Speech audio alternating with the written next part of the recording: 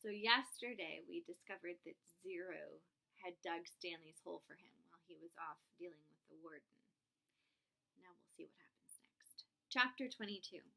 Stanley was the first one finished. He spat in his hole, then showered and changed into his cleaner set of clothes. It'd been 3 days since the laundry was done, so even his clean set was dirty and smelly. Tomorrow these would become his work clothes, and his other set would be washed. He could think of no reason why Zero would dig his hole for him. Zero didn't even get any sunflower seeds. I guess he likes to dig holes, Armpit had said. He's a mole, Zigzag had said. I think he eats dirt. Moles don't eat dirt, X-Ray had pointed out. Worms eat dirt. Hey, Zero, Squid had asked, are you a mole or a worm? Zero said nothing. Stanley never even thanked him, but now he sat on his cot and waited for Zero to return from the shower room. Thanks, he said as Zero entered through the tent flap. Zero glanced at him, then went over to the crates where he deposited his dirty clothes and towel. Why'd you help me? Stanley asked. Zero turned around. You didn't steal the sunflower seeds, he said.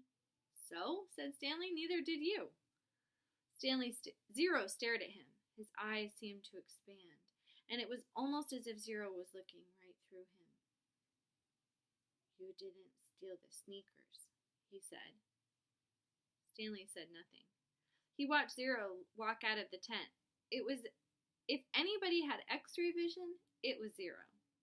Wait, he called, then hurried out after him. Zero had stopped just outside the tent, and Stanley almost ran into him. I'll try to teach you to read if you want, Stanley offered. I don't know if I know how to teach, but I'm not that worn out today, since you dug a lot of my hole. A big smile spread across Zero's face. They returned to the tent where they were less likely to be bothered. Stanley got his box of stationery and a pen out of his crate. They sat on the ground. Do you know the alphabet? Stanley asked. For a second, he thought he saw a flash of defiance in Zero's eyes, but then it passed. I think I know some of it, Zero said. A, B, C, D. Keep going, said Stanley. Zero's eyes looked upward.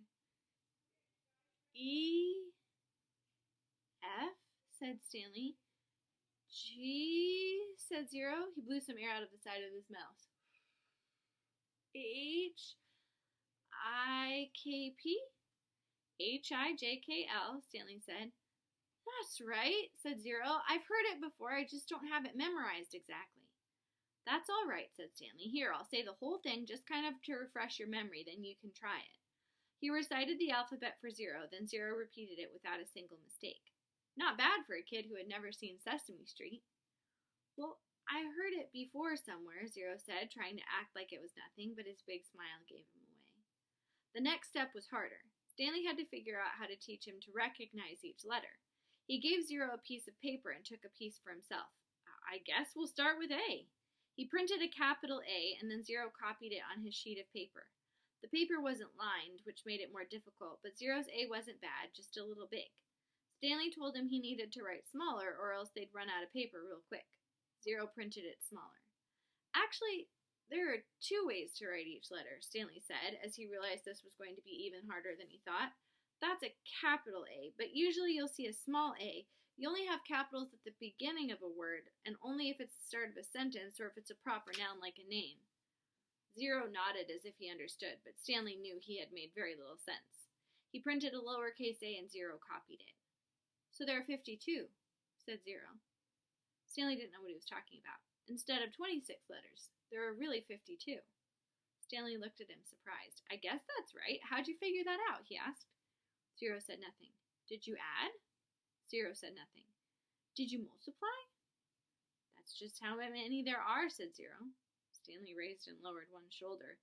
He didn't even know how Zero knew there were 26 in the first place. Did he count them as he recited them? He had Zero write a few more upper and lowercase a's and then moved on to the capital B. This was going to take a long time, he realized. You can teach me 10 letters a day, suggested Zero, 5 capitals and 5 smalls, and if after 5 days I'll know them all. Except on the last day I'll have to do 12, 6 capitals and 6 smalls. Again, Stanley stared at him, amazed that he was able to figure all that out. Zero must have thought he was staring for a different reason, because he said, I'll dig part of your hole every day. I can dig for about an hour, then you can teach me for an hour. And since I'm a fast digger anyway, our holes will get done about the same time. I won't have to wait for you. Okay, Stanley agreed. As Zero was printing his bees, Stanley asked him how he figured out it would take 5 days. Did you multiply? Did you divide? That's just what it is, Zero said. It's good math, said Stanley. I'm not stupid, Zero said. I know everyone thinks I am. I just don't like to answer their questions. Later that night, as he lay on his cot, Stanley reconsidered the deal he had made with Zero. Getting a break every day would be a relief, but he knew X-Ray wouldn't like it. He wondered if there might be some way Zero would agree to dig part of X-Ray's hole as well. But then again, why should he? I'm the one teaching Zero. I need the break so I'll have the energy to teach him. I'm the one who took the blame for the sunflower seeds. I'm the one Mr. Sir is mad at. He closed his eyes and images from the warden's cabin floated inside his head. Her red fingernails, Mr. Sir writhing on the floor, her flowered makeup kit. He opened his eyes. He suddenly realized where he'd seen the gold tube before. He'd seen it in his mother's bathroom, and he'd seen it again in the warden's cabin. It was half a lipstick container. K.B.?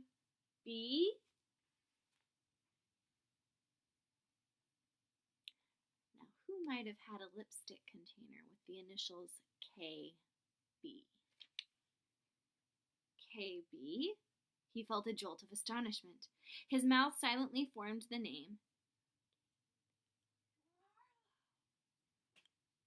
Sorry, George is getting excited.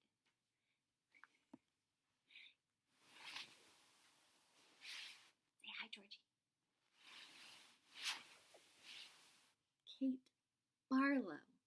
As he wondered if it really could have belonged to the Kissin' Outlaws.